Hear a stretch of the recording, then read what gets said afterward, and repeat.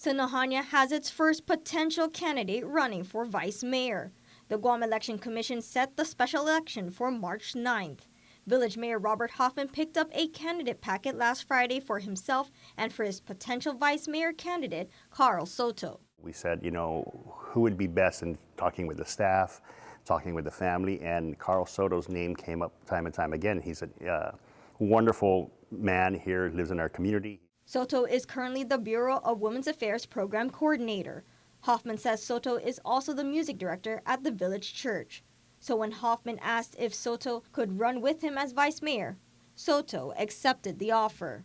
I approached him, I said, would you do me the honors of, should the legislature not act, fulfilling and, completing the vice mayor Iriarte's term, and he was very touched by it, and without hesitation, he'd be honored to carry on that legacy and complete the projects that Vice Mayor Rudy and I set out to do this term. Despite finding a potential candidate, Hoffman is still pushing to ultimately get rid of the position.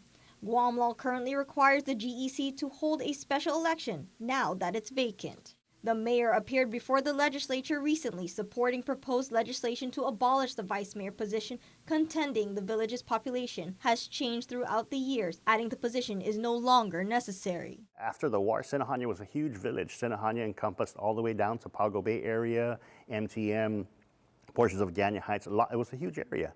And the population was in several thousands at the time. But, over time, our borders got changed and things happened, and our population shrunk in terms of where we are actually living now. So it kind of made sense. It just didn't make any sense anymore. The discussion and plans for a special election comes in the wake of the death of Vice Mayor Rudy Iriarte. Hoffman says it was even Iriarte's wish to abolish the position. I really want to honor his legacy here. And, he used to always just tell me, you don't need me, you don't need me. And I'm like, what do you mean need you? He goes, you don't need a vice mayor. And he goes, why? He goes, you do everything on your own. I said, it's not about my talents or anything.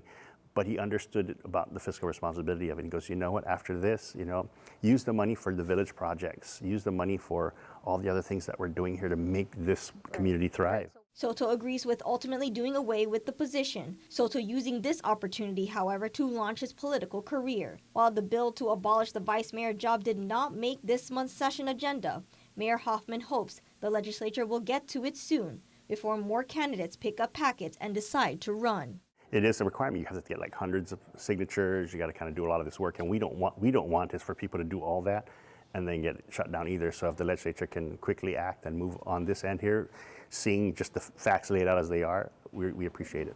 By late Tuesday, no other candidates picked up packets from the GEC. Julian Hernandez, KUAM News.